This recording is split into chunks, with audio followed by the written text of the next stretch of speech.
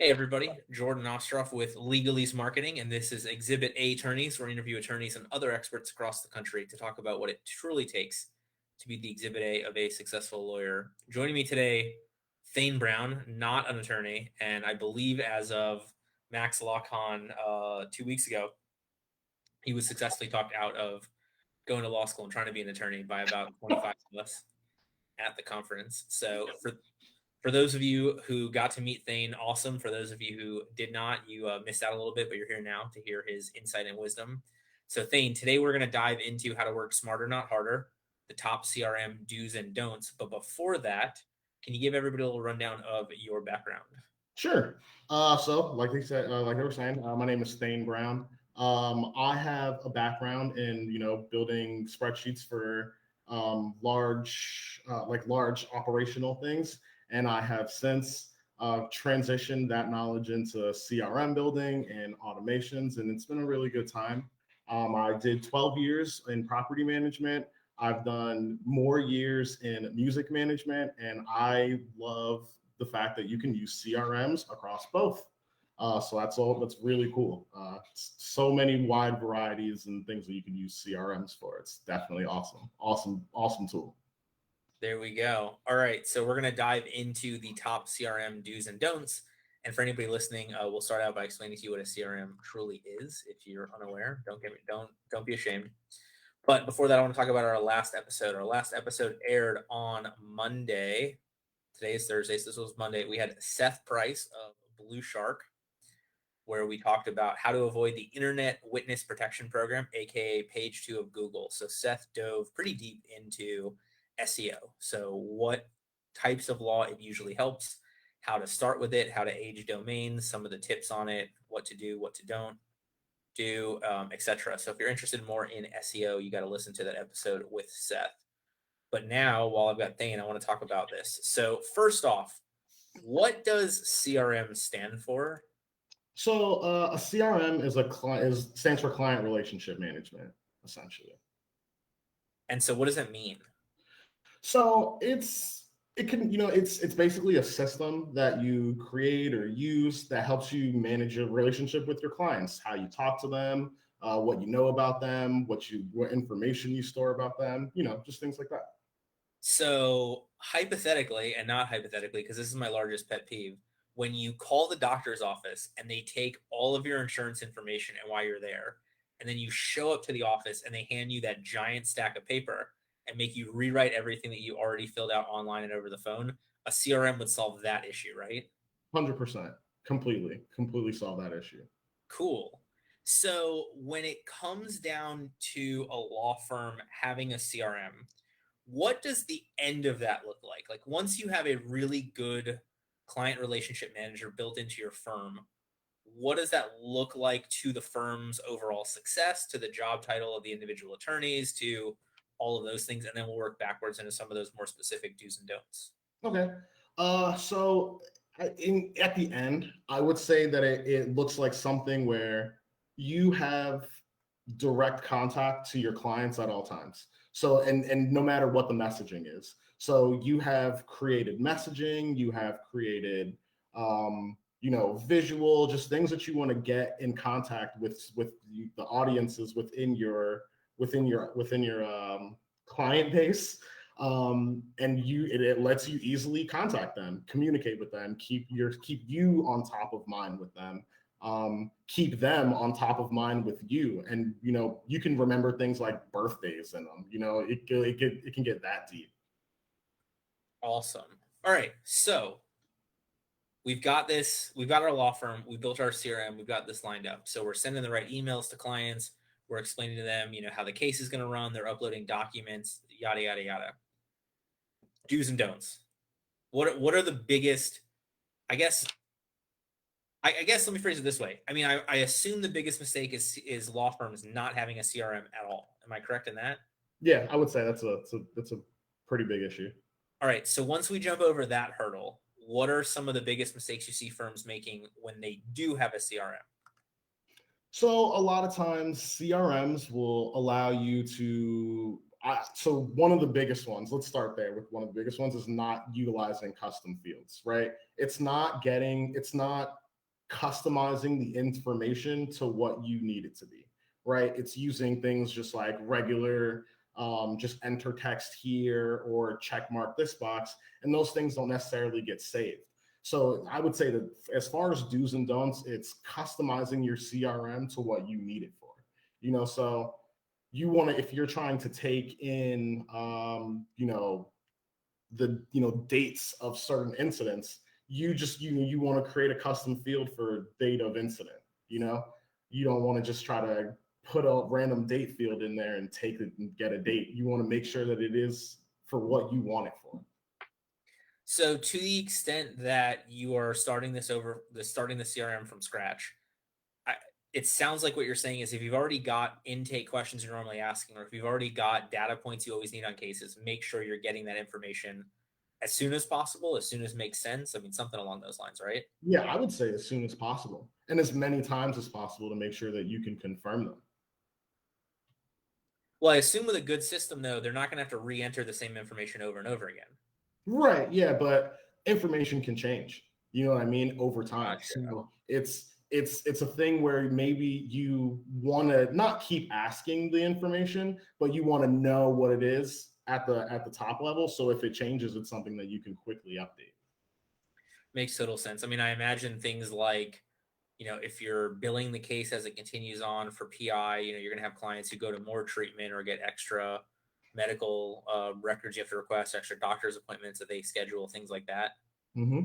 Exactly. And you want to keep record of all those things as they change, as they get updated. And, there are ways sometimes you want both dates. What was the first date that it happened and what was the last date that it happened, or what was the amount billed at this date and the amount billed at this date. And that will even give you more information about what you're dealing with. So, I mean, I assume most of that stuff you're going to get during intake, during that initial consultation. You're going to update it as the case continues on. So it sounds like we can use a CRM really throughout the entirety of a case. Yeah, for sure. You can use it for intake. You can use, there's ways to use whatever CRM you want to use for actually doing the legwork of the case as well, collecting the documents, sending out correspondence. It can do all of that for you. All right, so then I guess let's break it down kind of stage by stage. So from my perspective, I guess you've got like the marketing side or that pre-lead stage. You've got once they reach out to contact. You've got initially hiring or onboarding the client. You've got the fulfillment of the case, and you've got after the work is done. Does that sound like an easy way to break it up into different parts? Yeah, fair, completely fair. All right. So from the standpoint of having a great CRM in place, how are we using it in that marketing stage? Before the client has ever reached out to our firm, what can we utilize the CRM for? So one of the places that you can use it for is tracking your leads, where they come from, so for instance, right, let's say that you're running this ad and this ad is going to a certain place, right? This certain place converts this many people from leads into clients, right? All that kind of just from spot checking, looking, counting on your fingers, right? But if you put all that information in a CRM, you know it like that, real-time information. And so that's what's great. And you can do that to say, add A landing page A versus add B landing page B. You know what I mean? Yeah, absolutely. So we're talking about the ability to track every marketing effort in a pretty granular way, because what you're saying is it's not necessarily just like this is what I get from Google Ads. We can subset each ad into its own landing page, into its own system, into its own flow. Exactly. And it's really about creating your system and having the CRM work for your system. And that's why it's important to make sure it's customized to what you need it for. I just want to highlight to anybody who's watching this live, if you have any questions, go ahead, drop them as comments here, and we'll try to address your stuff specifically, because obviously we are here for you all. All right, so we're tracking our marketing efforts. We got that dialed in. We know which ads are the best. We know which social posts are the best. We've got all that stuff. And we've landed a fish. We've got that client on the hook. We've got that potential lead. They've reached out to book a consultation. Kind of walk me through what a CRM should do during that stage for a law firm. So a CRM can be used wide in that whole section, right? Because the part from capturing the lead and them saying like, hey, I'm interested in you, can I talk to you? all the way to them being like, hey, you are the person that I want to use. There's like a lot of things that can happen in between there, right? So you got things like emailing to make sure you follow up with the reminders, like, hey, you booked a consult with me. It's at this time. It's on this day, you know? And so you can use your CRM to do that for you, you know, send that piece of communication out for you, email, text message, however you want, you know, digitally, of course. So you can send that out like that. Another thing that you can possibly, depending on the platform that you're doing it on, right? If they use features like e-signatures, you can even send your contracts through it and have your contracts be signed and sent back to you from a client. You know, that it depending on the platform you use and what you want your platform to do, you can get it to do all of that for you. And so even down to saying, hey, like now they have signed that engagement agreement, they've agreed to be your client, like you can even send out, you can use that point to say, hey, thank you for being a client with me. I'm so glad that you're here with us. You know what I mean? It's those little parts that can help you as, you know, a single practice attorney, a multiple attorney practice, you know what I mean? Like it can help you across all of those fields. And Jordan's pro tip, also think about what you want to do if you are specifically not going to take the case. Like, for example, for us as a personal injury firm in Florida, the Florida bar has outlined some recommended practices when you turn down a case. So obviously, if you've determined it's not the right practice area, it's not the right geographic area for you, give them a referral to somebody who's closer. It's not the right practice area, give them a referral. It's not a viable case, you know, give them the information about that. And obviously, you know, look, we're lawyers, we want to cover our own butts. So oftentimes that might just say, hey, look, we don't think it's right for us to take, get a second opinion. You know, here's the information for local legal aid. Here's some other attorneys. Here's a local bar where you can find a list of other lawyers who practice this area, you know, stuff like that. Mm-hmm. Oftentimes having a good saying no to a client in a nice way or a potential client in a nice way can be really helpful. And I don't think I touched on like automations within CRMs. That's like a major part of why they're so valuable, essentially, because a lot of these things that you can set up within them with automations, they're things that you can do where you don't have to like touch it anymore. You don't have to like lift the finger as far as following up, you know what I mean? As far as like sending that email, physically typing it. You can get that done for you using a CRM. And that's definitely one of the more valuable parts of it for sure. Right. Well, so that's the correct. Yeah. I mean, and you got to figure from the standpoint of if you've got, if it takes you half an hour to put the contract together, if you're spending, you know, 20 minutes sending a bunch of follow-up emails, not only you have to send them, you have to remember to do them. Whereas with that CRM, it sounds like a lot of that just is going to run over and over again. And so as you scale your practice, you don't have to hire a person whose entire job is sending follow-up emails over and over again. You can systematize Right. it. Right. And when you systematize it, you can get their job to be checking over the system. You know what I mean? And like making sure that the system is running it at its most efficient, you know? And I feel like that's a much better use of time overall for your practice than having somebody there like typing emails or creating contracts or creating invoices. Like if you have somebody kind of just looking over that stuff, you can get them to the higher level thinking as far as your operations go. Makes total sense. All right. So we've got the client. They liked the consult. They liked our follow up. They e-signed our contract. They're going to the next step. So now, once they become a client, what are some of the things we want to make sure our CRM can do? So as far as being a client, you know, some of the things that your CRM can do for you is like collect some of the stuff that you need. So I know like if you're like a no, so like if you're a personal injury attorney, you might want to collect documents. And well, Jordan, you've done that before. What are some things that you'd be looking to collect, you know, as after somebody hires you for a personal injury case? Sure. So great. I like you've turned me into the guest and you into the interviewer. I love it. You know, look, we're gonna get our HIPAA authorizations, we're gonna get our PIP releases, we're gonna check into any medical records they've already gotten, any medical treatment they've already gotten. There's a number of things that'll take place usually before they hire an attorney. Right. And so Those things. using a CRM to kind of guide them through what those things are, as opposed to an email that's like bullet pointed, like, hey, get me this, get me this, get me this, get me this, you know, if you can use your CRM, if it has this capability of form building, right? You can send them a form that says, hey, you can find this here, upload it when you find it. You can find this here, upload it when you find it.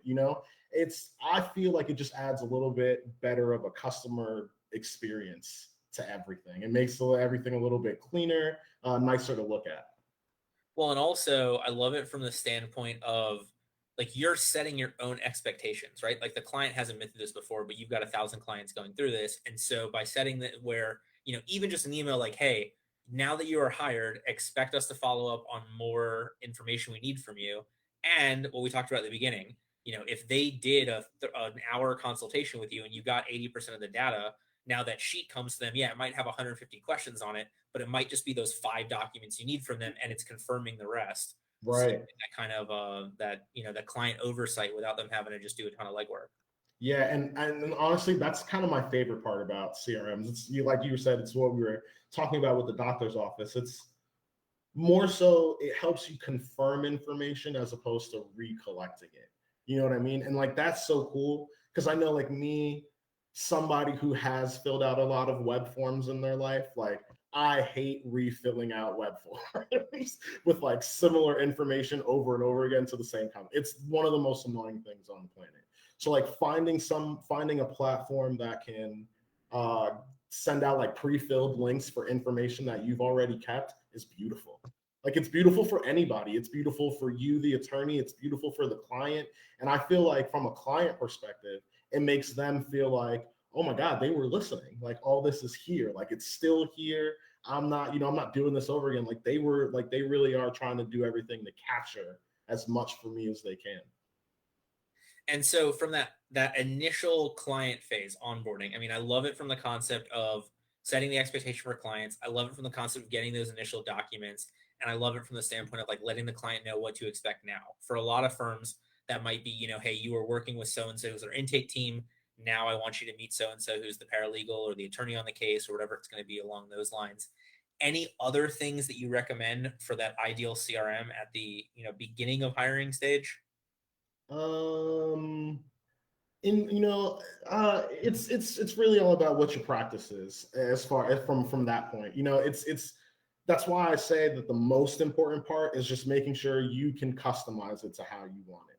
Because I know, for instance, can I talk about some platforms? Is that all right? Can I? Yeah, sure. Yeah, talk about. So, like, I know, for instance, with a platform that like I like to use called Lawmatics. Like, you can it does retain a lot of that information. So I think that that's pretty cool. Yeah. All right. And so now we've got the client, they're in I call it the fulfillment process. So like they were actually doing the legal work they hired us for. We're through onboarding. The more ideal of a client you have, the more niche of a practice area you have, I think this becomes easier. But ultimately, like you can use the CRM to also sketch out that side of it as well, right? Like, all right, we're going to have discovery, and then we're going to have motions, and then we're going to go to mediation, then we're going to have trial. You can outline that entire process, kind of the same as an intake process too. Right. Yeah, and have it help you walk through the different stages of where your cases are. Yeah, and not only that, but send out correspondence when it happens, automatically. So again, it's not you saying like, hey, your case just moved into this thing. It's here. We're doing this with it. It's if that's standard across how you practice, that's one message, one piece of communication that you send to the person, and that's something that you no longer have to do one by one. And I always love it from the standpoint of like, again, I go back to your client has no idea what's going to happen or what you're actually doing. And so even just, 5 automated emails that are like, look, we are researching this issue. We are writing this motion. We are filing this. We are setting this for hearing, whatever it is. Mm-hmm. Like just those touch points I think it's so much easier on the client because they can see the work in essence. Like they can see the stuff moving forward. And people love that. I think one of the things that you reference comment like a lot is the Domino Pizza Tracker. Like I've seen some of your talks, like that's something that you reference kind of often, and I love it because it's essentially it's what everybody wants. Like nobody wants to be left in limbo. Nobody wants to be left waiting. So the more communication that you can have with your client, just letting them know like, hey, we're working along, we're moving along, just letting them know it's progressing. A lot of people would appreciate that.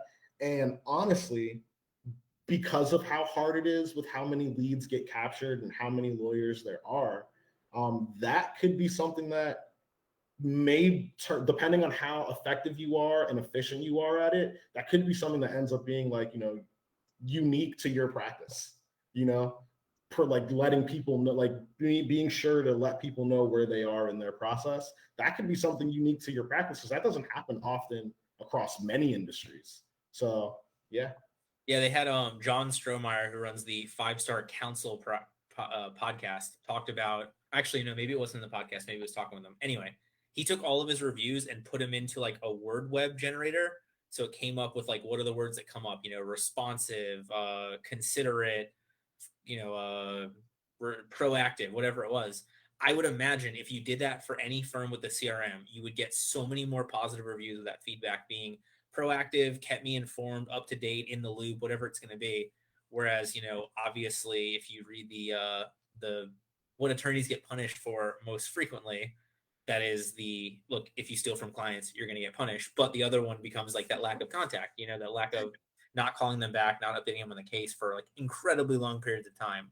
Right. And how understand, like from you, a lawyer perspective, how understandable is that with how many leads are coming in at a time? It's not to me because you're in essence ruining all of your marketing. Like if you do a terrible, I shouldn't say ruining, if you do a terrible client experience side, you have to constantly chase new leads. Whereas if you get this CRM lined up and you do great legal work supported by great systems here, then I think you turn so many clients into referral sources and raving fans and repeat business and whatever, that like you've in essence created this larger marketing team behind you of clients who are like, oh my God, I especially the ones who've had two cases. Hey, I went to law firm X, never heard from him. I went to, Jordan's law firm, and oh my God, I got 40 emails exactly as I needed them throughout the entirety of the case. I knew what was going on. It was proactive. I didn't have to call them and ask. I knew they were working on my case, things like that. I mean, it's crazy to see how quickly that can, I want to say snowball, but in a good way, can dovetail into, some giant firms. Yeah. Yeah. It's awesome. Like, with you saying that follow-up is a major issue as far as, lawyers go, it just makes me think, why doesn't everybody have a CRM? You know what I mean? If like that's because that's like one of the main things that I always see that it can always be implemented into at minimum, your follow-up process. That is I think everybody should have one. And it's not even just lawyers. I mean, for any industry, I feel like that's a problem for a lot of industries that serve large groups of people, but are only one thing. Everybody needs the ability to follow up. Yeah, I'd be curious to know the largest business that doesn't utilize a CRM in some manner. Like, I'd be curious to know, like, what's the revenue? I'm sure there's some, like, there's got to be some mass tort firm or PI firm, whatever, that takes like 10 cases a year, but gets like $100 million settlement without it. But like, in terms of an actual viable business, like, look, Amazon has it up the wazoo. How many people are using, Salesforce, Infusionsoft, Keep, whatever it is along those lines at these giant companies. Why? Because it's effective, because it's an easier way to keep clients, connected to you. Yeah. And again, not only to keep clients connected to you, but to keep you connected to clients. And I think that's like also very important, maybe because like I said, there's so much information that you can capture within a CRM, down to somebody's birthday if you wanted to. So like, even if you wanted to say like, hey, today's your birthday, just thinking about you, you can do that using your CRM system. That's like completely doable. Yeah, we had one of our registered nurses in the group, Lori, talked about not getting questions answered, or getting questions answered is a huge relief for our clients. It's a big letdown when they go to the larger firms and don't hear back. So totally agree. Absolutely. 100%. All right, so I want to move into the once the case is over stage and talk about how we can use a CRM to stay top of mind. But before that, anything else to address in that part before they become an alumni client? So you were talking about, referrals and things like that, but I think, actually, yeah, we'll talk about that in a second. But there is a way to even use a CRM to automate that kind of thing, to even talk to your colleagues, not just your clients. Yeah, totally. Yeah, And I would have to believe a lot of the initial CRMs were probably more geared for referral sources, staying top of mind and getting those referrals from centers of influence and whatnot. Right. Yeah, I would imagine the same thing. All right, so now we've used a lot of the Stacey Brown Randall language, so I'm going to dive right in. She's the one who calls prior clients alumni clients. I think it's the most brilliant concept ever, because to me, a prior client is like, all right, they're done. An alumni client is like, I'm still going to get money from them, because like if you went to school, the same schools as I do, you get called all the time. Give us more money, and I'm like, you give me more education. Right. That doesn't happen, but there's that concept of the alumni status that makes you more emotionally invested. So what are some of the things we can use our CRM for in that alumni client stage? So I like using it for increased education. So you've talked to the client before. You guys have gone through an entire process together. Maybe it is business formation, right? And like you and this client have gone through this entire business formation process together, and they're just starting out. They're doing a bunch of stuff, but now there's more information about just being in business that you can continue to give that proves your value as an attorney. So like that's something that you can create maybe with like a newsletter or anything, even just a newsletter. you can send stuff like that out to your alumni clients. Yeah, I totally agree. The more B2B you are, so obviously a business attorney is hugely B2B. The more you can talk about, what other services do you know that the client needs from you that they may not be aware of. From a family law side, family law cases never end, right? Like my family law attorneys know what I'm talking about. So what are afterwards? What are some of the things to do a modification? What are some of the grounds for it? What are some of the things to look for? What are some of the issues that come up a year, 3 years, 5 years down the road that cause the most common, child support modifications and whatnot along those lines? For criminal attorneys, think about if there's the possibility for early termination of probation or a parole hearing or something along those lines. How can you set that stuff up on a timeline that makes sense to stay in touch with the client so that they're ready to hit the ground running on whatever that follow-up is? Yeah, and so not only, there's a couple other things you can do with your alumni clients. Getting reviews from them. There's ways you can use CRMs to make sure that if you had a really good experience with an alumni client, you can make sure that they tell people about it. Because sometimes they don't do it and they're not thinking about it. They just haven't done it because you haven't asked, That's true. So, Yeah, I mean, we have a ton of clients that we're building NPS scores for, right? yeah, a ton. And they're actually one of my favorite things to build because of how they feel. Like it just feels so good. I can't explain that because it's all based off you talking to this person and I don't know the word I'm looking for necessarily, but like building a rapport. Right. It's all based on that. And if you feel the rapport you built was great and how the client is responding, and based off that, you can mix that human feeling with automation to get yourself reviews. And that's huge. And so just for those of you, so NPS, net promoter score. So when you get those things at the bottom, how likely are you to refer us to a friend or family at your case management system or whatever? That's what we're talking about recreating for the firm. So they get an email or a form or a message that goes to the client. How happy are you with the firm's work so far, et cetera? And then obviously for all those clients who thankfully say they are super happy, 5 out of 5, 10 out of 10, whatever it is, they get immediately sent that review request. If they're not as happy, there's the right follow-up. And if they're super unhappy, then obviously there's the opportunity to kind of step in and course correct, hopefully. Right.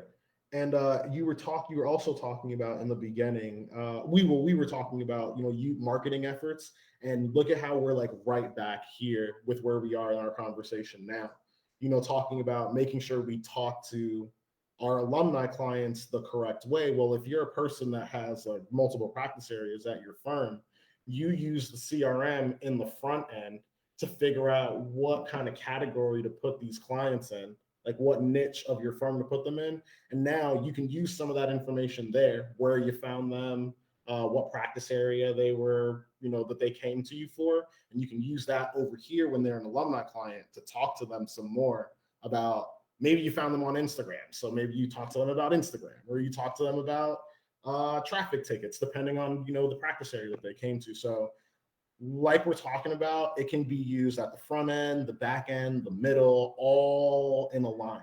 And that's kind of what makes it so beautiful.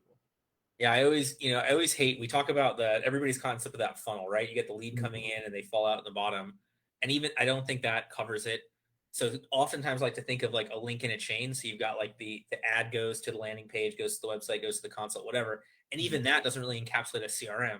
From the CRM side, really it's the circle of life. It's the circle of cases. It's getting that, lead as a happy client the whole way through, then back to either a referral source or repeat business or whatnot, and just continuing that cycle over and over again as best as possible, as ethically as possible when they really need it. It may not be every practice area, but right, the opportunities are there.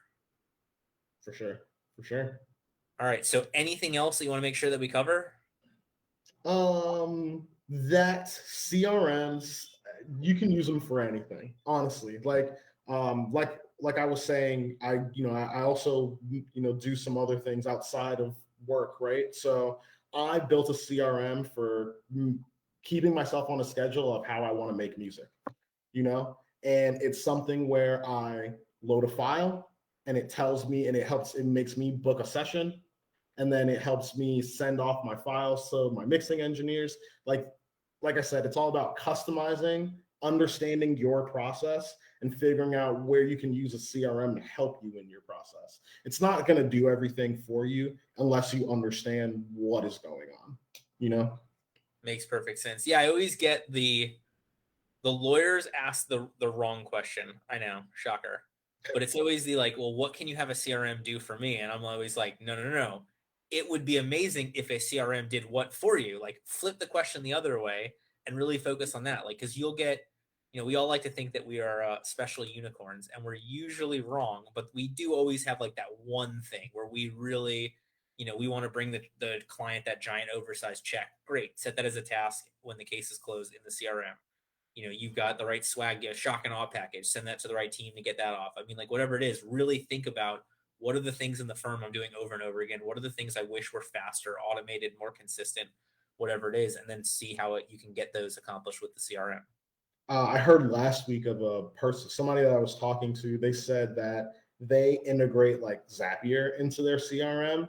And so Zapier is a platform that allows you to connect programs to other programs. So I can collect a record in a Google form and then do something with that record in another platform. So I've heard of, last week I was talking to somebody about their CRM, and they told me about how when somebody hires, they have a Zap use that information. They have that Zap fill out information with like one of their marketing vendors. And then it helps create like calendars and cups and shirts that they then send out to that client as a thank you. So look at that. It's like, as soon as it's hired, it goes and it creates a t-shirt for them. And then it uses the address in there to create a packing slip. And then somebody just drops a shirt and a thing. You know what I mean? Like, it's great. It's the coolest. That's one of the coolest ways I've seen a CRM get extended into other parts. Way to blow our upcoming release, man. Sorry. No, that's okay. All right. So as we get towards the end here, I want to do something a little bit different in this episode. Just because I've got Thayne here, we've got Breezy here as well. So for those of you that don't know Breezy, because I reference him on probably every episode, but you really never see him, Breezy is our producer behind the scenes who run these episodes. However, this will be the last episode that Breezy will be producing. So although you cannot see the single solitary tear that is slowly running down his face, I do want to give him probably his final shout out of thanks for everything that he's done for all of our, I don't know, 90 guests, 100 guests of these episodes that have all had the opportunity to have Breezy make them look good. Certainly he makes me look good because I do nothing for these episodes. Everything else that you see that's awesome is not done by me. So I just wanted to take a moment to give him a huge thank you and a big congrats. He is going back to his sort of former job at a bank, but in a much, much higher level position. So we wish him the best. All right. And on that note, we have potentially one other piece of cool information, but I don't know that we're allowed to share that. So we'll save that one for next week, in theory. So our next episode, for those of you that are here, we will still have the Exhibit A show. That is not ending with Breezy's time leaving us. So Monday, October 25th, 3:30 p.m. So right now it's, what is it? It's 2:10. This started at 1:30. 1:30, yeah. Okay. So on Monday, October 25th, 2 hours later than you watched this episode, we have Wilfred Kren on. Wilfred's going to talk about how you can't pour from an empty cup, how to focus on your mental health to grow your firm. Obviously, those of you that follow me know that I am huge on all of this when it comes to being happy with what you're doing, because I think that's what truly allows you to help as many people. If you are miserable, you're not in the position to help other people. So that'll air on Monday, October 25th, 3:30 p.m. Wilfred Kren. But Thayne, I'm not going to let you go just yet. So for every attorney listening to this, watching this, whatever it is, who wants to be the Exhibit A of a successful attorney, if they have listened to you chat for 40 minutes, remember absolutely nothing except this. What is the biggest piece of advice that you want to make sure you share with as many attorneys as possible? The biggest piece of advice that I would share with as many attorneys as possible. Okay. Understand where you are falling short and try to figure out how you can use a CRM to pick up there for you. It's possible. It's definitely possible that you can do it, but it's more about identifying, being honest about the place where you fall short, and then ask us how we can help you get a CRM to help you no longer fall short in that place. There we go. What a wonderful sales pitch at the end. And honestly, that's great. For those of you that want to learn more about CRMs, we have our free Facebook group, Solutions for Lawyers by Lawyers. That is totally free. We will be doing a webinar. It is going to be on Tuesday, November 9th at 1:30. So Tuesday, November 9th at 1:30. You have to be in the group to get it. And we will do a more specific webinar on CRMs and walk you through some of the things on how to build, what to do, and the more specific takeaways. So I think this was a great starter for that and kind of that overarching picture. But if you want the nuts and bolts, you got to join our Solutions for Lawyers by Lawyers Facebook group, totally free, and come to our webinar on November 9th at 1:30. With that, thank you, Thayne, and truly thank you, Breezy. Nicole Hung says, great job. And obviously everybody listening and watching this should agree, because but for Breezy, this would never have happened. So have a wonderful day, everybody. Have a great week. See you all back here on Monday. Thank you for listening to this episode of Exhibit A Attorneys. If you're interested in becoming the Exhibit A of Successful Attorney, please check us out at legalesemarketing.com, EASE.